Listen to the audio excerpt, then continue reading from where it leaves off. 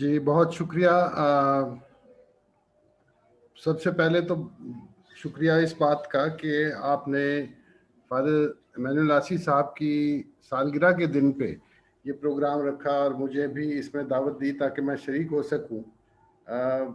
और बावजूद ये कि बाइबल के मौजू पर बात करने के लिए बहुत ज़्यादा कॉम्पिटेंस मेरी नहीं है। एक दफ़ा मैंने जब फादर आसी से ये कहा कि मैं तो थियोलॉजियन नहीं हूँ, तो उन्होंने मुझे यूँ कह के हौसला अफजाई की कि नहीं, जो लोग भी इदराक रखते हैं और ईमान की रोशनी में सहाइफ से मदद लेते हैं या वो सहाइफ की रोशनी में तजिया करते हैं, तो वो तो थियोलॉजी होती है। इसको आपको हम नॉन थियोलॉजियन नहीं कहेंगे। तो मेरे लिए ये बड़े ना सिर्फ एजाज़ की और हौसला अफजाई की बात थी, बल्कि मेरे लिए गौर व फिक्र की ये बात थी कि मैं इसका मतलब यह है कि मुझे ज़्यादा और गहराई में जाके इसको जो है बात को करना चाहिए। ये किताब मेरे पास जो पास्कल रॉबर्ट साहब और सलीम अंजुम साहब का तर्जुमा है, और दो आयरिश इनकलाबियों की ये किताब है, शॉन हेले और ब्रिजेट रेनॉल्ड्स साहबा की। और ये आ, उसका तर्जुमा जब मेरे पास आया और मैंने इसको उसके सारे वर्क सबसे पहले देखा और उस पर गौर करना शुरू किया, सारे वर्क में जो बाइबल और समाज के अल्फाज थे उसकी तरफ देखा, तो मैंने ये बात नोट की कि इसमें बाइबल और समाज का इजहार बयान शामिल किया गया है। तो इसमें और क्या बात हो सकती थी? मिसाल के तौर पे बाइबल और समाज, क्या जो दो उनकी मखसूस अलहदा पोजीशंस हो सकती हैं वो बयान किया गया है, या इसके दरमियान जो इत्तिसाल पाया जाता है, जो कन्वर्जेंसेस पाई जाती हैं बाइबल और समाज के फिनोमेनाज में, तो ये बयान करने की कोशिश की गई है। मैंने ये सोचा कि अगर इसका उन्वान बाइबल का समाज होता तो क्या माने होते, और अगर इसका उन्वान बाइबल में समाज होता तो उसके क्या क्या मायने बनते। तो यकीनन बाइबल का समाज कुछ तारीखी जो तारीखी अहमियत की चीज़ें हैं बाइबल के अंदर, वो उसको बयान करता। और उसके अंदर ये बात होती कि जो समाज उस तारीखी मकाम पर या ज़मानों में जिसकी बाइबल बात करती है, वो क्या कहता है, तो वो बाइबल का समाज होता और वो मुख्तलिफ अदवार का समाज होता, वो कई हज़ार साल का समाज होता, और उसके अंदर उसकी इर्तिका की कहानी भी होती। तो उसका मतलब फिर ये होता अगर उसका इन्वान किताब का बाइबल का समाज होता। दूसरा ये कि अगर बाइबल में समाज उन्वान रख दिया जाता तो फिर यकीनन समाज का जो मुजवज़ा कल्चर है या जो तजवीज़ बाइबल मुक़द्दस में पाई जाती है, वो उसका मफ़हूम होता। लेकिन मुझे लगा कि जो ही मैंने सफ़े पलट के इस किताब को देखा, पास्कल रॉबर्ट साहब और सलीम अंजुम साहब की तर्जुमे की, और शॉन हेले और ब्रिजेट रेनॉल्ड साहबा की, तो मैंने देखा कि इसमें वो जो हमारे यहाँ एक सोशल गॉस्पेल का कॉन्सेप्ट पाया जाता है, यानी बाइबल की और अनजील की जो तशरीह समाज की ज़रूरतों के मुताबिक या समाज के इर्तिका से मिलती जुलती हुई और समाज को लेके चलती हुई और समाज को गाइड करती हुई जो बाइबल की तफसीर है, वो इसमें पाई जाती है। तो फिर मुझे ये लगा कि ये एक तफसीरी जाविया है, और जो किताब के मतन को पढ़ने से ये वाज़ेह हो जाता है। इस किताब के अंदर बुनियादी तौर पर उन इक़दार को उजागर किया गया है, उन इक़दार की तशरीह की गई है जो ایک سماج بننے کی بنیاد بنتی ہیں، اور اس میں سر فہرست وہ رویے ہیں جو میل ملاپ کے ہیں، جو انصاف کے ہیں، انصاف کے نظام قائم کرنے پر ہیں، اور جو پرامن باہمی بقائے باہمی کے رویے ہیں۔ اس طرح سے یہ پھر یہ کتاب جو ہے وہ کرتی ہے وہ فراہم جو فہم تاریخ کا، یعنی اور سماج کا اور تمدن کا، کیونکہ یہ لفظ ہمارے جو ہیں مختلف استعمال کیے جاتے ہیں، اس کو کلچر بھی کہتے ہیں ہم، سماج بھی کہتے ہیں، تمدن بھی کہتے ہیں، تو ان کے بارے میں جو اقدار ہیں ان کا ذکر آتا ہے، اور خاص طور پر سماج کا تجزیہ اس بات میں شامل ہے، جس نظر سے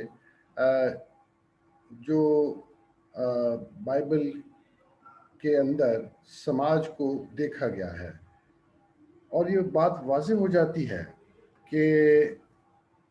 بائبل کی فہم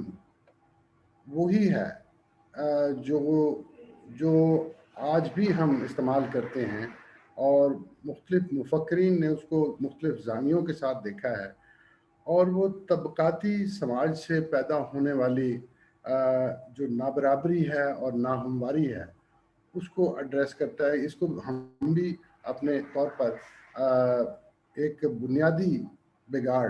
معاشرے کا اور ڈھانچے کا اور نظام کا، ہم بھی اس بات کو سمجھتے ہیں کہ ایک بنیادی بگاڑ یہ ہے کہ یہاں پر جو سیاسی ڈھانچے ہیں، یا جو سماجی ڈھانچے ہیں، یا جو خاندانی ڈھانچے ہیں، وہ انسانوں کو نابرابر قرار دے کے ان کی جگہ متعین کرتے ہیں۔ اسی کو ہم اس کی اسٹیریوٹائپس بھی کہتے ہیں، روایات بھی کہتے ہیں، اور اس میں یہ درجے بنائے جاتے ہیں۔ تو یہ چند ایک باتیں ہیں جو کتاب کے حوالے سے کرنی ہیں، اور پھر کچھ اس موضوع کو آگے لے کے چلتے ہوئے میں یہ کہوں گا کہ ہماری باوجود اس بات کو کہ 2005 میں یہ کتاب آئی، اور یہ موضوع ایسا ہے جو سدا بہار ہے، اور سدا بہار موضوع جو ہے وہ ہمیشہ تر و تازگی لے کے آتے ہیں، اور اس میں نئی جہتیں شامل ہوتی ہیں، اس وجہ سے اس کتاب کو بھی شاید دوبارہ پڑھنے کی یا اس کا ترجمہ دوبارہ دیکھنے کی وہ ضرورت ہے۔ ترجمے کے اعتبار سے ہماری کچھ مجبوریاں بھی ہیں، اس کی حدود ویسے ہی ہوتی ہیں کہ کسی بات کو اور کسی کانسیپٹ کو کیسے ترجمہ کیا جائے گا، اور اس کی پیچیدگیاں ہیں۔ یعنی ایک تو ترجمہ کوئی بھی مشکل ہوتا ہے، لیکن ہمارے سیاق و سباق میں کچھ مشکلات اور آ گئی ہیں، اور وہ یہ ہے کہ پہلے نمبر پر اردو زبان وہ ایک تنزلی کا شکار ہے، ایک بحران کا شکار ہے، جو جس قسم کی اردو اب پاکستان میں بولی جاتی ہے اس کے بارے میں تو پہلی بات مجھے جو یاد آتی ہے وہ یہ ہے کہ اردو کا جنازہ ہے ذرا دھوم سے نکلے۔ آج سے کوئی 50 سال پہلے یہ مصرع کہا گیا تھا، اور دیکھنے والے کو شاید یہ معلوم تھا، آپ بھی دیکھتے ہوں گے ٹیلی ویژن وغیرہ پہ، املا کی غلطیاں، زبان کی غلطیاں، گرامر اردو کی غلطیاں وہ آتی رہتی ہیں، جس سے پتہ یہ چلتا ہے ایک تو یہ کہ ہمارے اسکولوں میں جس قسم کی زبان پڑھائی جا رہی ہے وہ مارکیٹ کی زبان جب بنتی ہے تو اس میں کیا آتا ہے، اسکولوں کی زبان جو ہے وہ بھی اس میں ذرا تھوڑی سی تفصیل میں بات کروں گا کہ وہ نظام پہ آج کل کیا بات ہو رہی ہے۔ تو یہ اردو زبان کے ساتھ جڑی ہوئی مجبوری کہ وہ تنزلی کا شکار ہے، اس بات سے اندازہ لگایا جا سکتا ہے کہ دنیا بھر کی یونیورسٹیوں میں جہاں کہیں اردو پڑھائی جاتی ہے وہ پاکستان کی تیار کی ہوئی درسی کتب کو استعمال نہیں کرتے، وہ ہندوستان سے منگواتے ہیں، اور جہاں سے کتابیں آئیں گی اساتذہ بھی وہیں سے آئیں گے۔ یہ درست ہے کہ پاکستان کی حکومت نے بہت سی جگہ پر ایسی سیٹس رکھی ہوئی ہیں، جیسے استنبول کی یونیورسٹی میں ہے، تو وہ پاکستان کی حکومت کی سپانسرڈ ایک چیز ہے، لیکن جہاں اوپن مارکیٹ ہے تو وہاں وہ اردو کی کتاب ہو، نصاب ہو یا استاد ہو، وہ پاکستان کا نہیں بکتا، وہ ہندوستان کا بکتا ہے۔ اسی سے اندازہ یہ لگایا جا سکتا ہے، اور کسی نے بڑا میرے خیال ہے کہ درست کہا ہے کہ اردو کے بڑے ادیب اور شاعر وہ تو پاکستان نے پیدا کیے ہوں گے، لیکن اردو زبان کو اس وقت कायम अगर रखा हुआ है तो वो भारत में रखा गया है। ऐसे ही जैसे आप देखते हैं कि जामिया मिलिया वो दुनिया की बेहतरीन यूनिवर्सिटियों में शुमार हो सकती है, लेकिन यहाँ पर हमारी यूनिवर्सिटियाँ जो हैं वो 100 बेहतरीन यूनिवर्सिटियों में नहीं आ सकती, 500 में 400 में शायद आ जाए। तो ये है। तो ये मेरा ख्याल है कि हमें एक ऐसी बरादरी के तौर पर, कम्युनिटी के तौर पर, जिसने उर्दू को अपना मीडियम बनाया इबादत के लिए भी और तराजुम के लिए और इल्म की तरसील के लिए और इदारों के कायम करने के लिए, और उनके साथ ये एक मुश्किल ज़रूर रहेगी कि अब वो फहम और रिसेप्शन जो उर्दू की पहले मौजूद थी वो उस तरह से मौजूद नहीं है, और उसकी तैयारी को कैसे उस तरह से रखा जाए। तो ये क्योंकि तर्जुमा है तो चंद एक बातें इस ज़मन में मेरे जहन में भी आ गई। उर्दू की बात करते करते मैं आपसे और एक वाक़े का जिक्र करना चाहता हूँ। फरवरी, मार्च और अप्रैल पाकिस्तान में इस वक्त यकसां निज़ाम तालीम, उसके हवाले से बहस ने एक नया रुख ले लिया, और उसकी वजह सुप्रीम कोर्ट में होने वाली एक कार्रवाई थी। 8 फरवरी 2021 को सुप्रीम कोर्ट में एक समाअत हो रही थी उस जजमेंट के इम्प्लीमेंटेशन पर जिसे माइनॉरिटीज़ जजमेंट कहा जाता है या माइनॉरिटीज़ राइट्स जजमेंट कहा जाता है। 2014 में चीफ जस्टिस तसद्दुक हुसैन जिलानी ने पेशावर में ऑल सेंट्स चर्च के ऊपर जो हमला हुआ था उसके पस मंज़र में एक दो नहीं 8 एप्लीकेशंस को इकट्ठा करके, और उन्होंने कहा कि ये जो फोर्स्ड कन्वर्जेंस का मामला है या जो मकामात तकद्दुस की बेहुरमती का मामला है या निकाह की बेहुरमती का मामला है, ये इनको इकट्ठा करके उन्होंने एक एप्लीकेशन में सुना और एक जजमेंट सुनाई जिसमें 7 वाज़ेह अहकामात थे, और उनमें एक ये था कि तालीम को फ़रोग़ अमन का ज़रिया बना लिया जाए, और उसके अंदर सोशल और रिलीजियस टॉलरेंस हो, और भी बहुत सी चीज़ें, जॉब कोटा से मुतल्लिक, नेशनल माइनॉरिटीज़ कमीशन के मुतल्लिक ये चीज़ें थी। लेकिन इस साल 8 फरवरी को जो समाअत हो रही थी, यहाँ बिजली चली गई है, आप मुझे सुन पा रहे हैं क्या? हेलो जी, हमें आपकी आवाज़ जी क्लियर आ रही सर, है। सुन रहे हैं। आवाज आ जी रही है आपके बिल्कुल क्लियर। अच्छा जी सुन थैंक पा यू। रहे हैं सर। तो 8 फरवरी को जो मेरे इदारे की तरफ से एप्लीकेशन थी वो यही थी कि निज़ाम तालीम के अंदर जो तासुबात हैं उनको ख़त्म किया जाए, ख़ास तौर पर आर्टिकल 22 जो ये कहता है कि किसी बच्चे को आप ऐसा वो मज़हब ना पढ़ाएं जो उसका अपना मज़हब नहीं है। तो ये एप्लीकेशन थी, तो चीफ जस्टिस ने जो है वो वजारत तालीम को ये हुक्म दिया कि आप एक रिपोर्ट बनाएं और बताएं कि ये आप आर्टिकल 22 जो आइन का है उसका एहतराम किया जा रहा है कि नहीं। आर्टिकल 22 के एहतराम के मानी यही होंगे कि किसी भी लाजमी मजमून में किसी एक मज़हब का जिक्र नहीं होगा, क्योंकि अगर किसी एक मज़हब का जिक्र होगा तो फिर वो सारे बच्चों को पढ़ना पड़ेगा। तो ये नुक्ता ज़ेर बहस था। चीफ जस्टिस गुलजार अहमद ने ये हुक्म दिया कि वजारत तालीम एक रिपोर्ट पेश करे जो ये बताए। अब आप जानते हैं कि यहाँ तो हर मजमून में क्योंकि अक्सरियती मज़हब पढ़ाया जाता है, हर मजमून में ये कोशिश की जाती है। तो वजारत तालीम ये काम क्यों करती है, उन असबाब से भी वाकिफ़ हैं हम। वो इसलिए कि वो पौधा जो लगाया था, वैसे तो अयूब खान का कह सकते हैं आप, लेकिन उसको भुट्टो साहब ने भी लाजमी मजमून बनाया, तो ज़ियाउल हक ने जिसको परवान चढ़ाया वो हमारे अदारों में बैठा हुआ है, वो वजारतों में बैठा हुआ है, टेक्स्ट बुक बोर्ड्स में बैठा हुआ है, और वो इस काम को और भी बढ़ावा देना चाहता है। अगर आप में से किसी ने अब जो पंजाब टेक्स्ट बुक बोर्ड की किताबें आई हैं वो उनका मुताला किया हो तो यकीनन चाहे कोई पेरेंट हो, उस्ताद हो,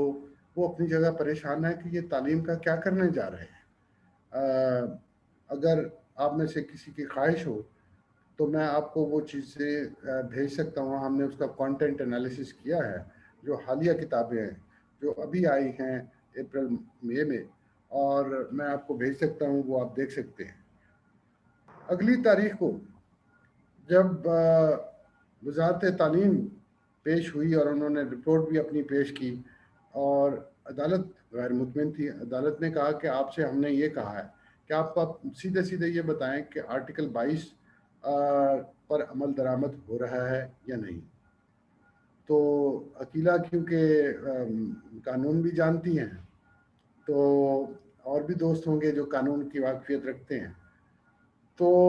وہ وزارت کے پاس اور کوئی ذریعہ نہیں تھا، کیونکہ قانونی طور پر وہ آئین شکنی کے مرتکب ہو چکے تھے. لہٰذا انہوں نے کورٹ کو ایموشنلائز کرنا شروع کیا. تو وہاں پر ڈاکٹر عبدالحمید نیئر تھے اور میں. تو وہ ہماری طرف اشارہ کر کے وزارت تعلیم کا جو نمائندہ تھا اس نے کہا کہ جی یہ لوگ تو چاہتے ہیں کہ اس پہ حمد اور نعت بھی شامل نہ کیا جائے اور کورس سے اس کو بھی نکال دیا جائے. تو ہم نے کہا کہ ہم یہ چاہتے ہیں کہ اس کو اس کے صحیح جگہ پہ پڑھایا جائے. تو اس کے بعد ان کا جو دلیل تھی وہ بدل گئی. وہ کہنے لگے کہ نہیں، حمد اور نعت جو ہے وہ تو شاعری کا حصہ ہے، اردو شاعری کی مسلمہ اصناف میں سے ہے. تو ہم نے کہا کہ یقیناً اگر وہ شاعری کے درمیان پڑھائی جا رہی ہوں تو پھر وہ اس کی ایک منطق بنتی ہے. تو آپ شاعری کے درمیان جو ہے وہ اگر کوئی ایسی شاعری پڑھاتے ہیں جو اس میں آتی ہے، لیکن اگر آپ کتاب کے شروع میں اور پھر اس کو آپ پڑھا رہے ہیں جس کے اندر انسٹرکشنز بھی موجود ہیں، تو پھر یقیناً آپ آرٹیکل 22 کی خلاف ورزی کر رہے ہیں. آرٹیکل بدل دیں یا پھر کورٹ اگر کوئی اور تشریح کر دے تو پھر اس کی سماعت 11 جون یعنی کل ابھی دوبارہ ہوئی ہے. یہ معاملہ اس پہ بحث نہیں ہو سکی کیونکہ کورٹ کی چھٹیاں تھیں اور بہت سے کیس کورٹ نے سننے تھے. تو یہ ابھی گرمیوں کی چھٹیاں ہوں گی اور سپٹمبر میں اس کا فیصلہ ہونا جائے گا. آج کا موضوع جو ہم بائبل اور سماج ڈسکس کر رہے ہیں وہ ہمارے سیاق و سباق میں اور زیادہ پیچیدہ ہو جاتا ہے. اس کی وجہ یہ ہے کہ یہاں پر نہ صرف اکثریتی آبادی بلکہ ریاست مسلسل ایک عرصے سے بلکہ آغاز سے ہی نہ صرف صحائف کو اور کتاب مقدس کو جو اکثریت مذہب کی ہے اس کو اس طرح سے پیش کر رہی ہے کہ معاشرے میں اس کا جس کو ابیوز کہتے ہیں، بد استعمال کہتے ہیں، وہ شروع ہو گیا ہے. اور وہ اس اسکیل پہ جا پہنچا ہے کہ اس سال 28 اپریل کو یورپین یونین نے وہ پاکستان کے لیے ایک وارننگ یہ دی ہے کہ اگر پاکستان خاص طور پر یہ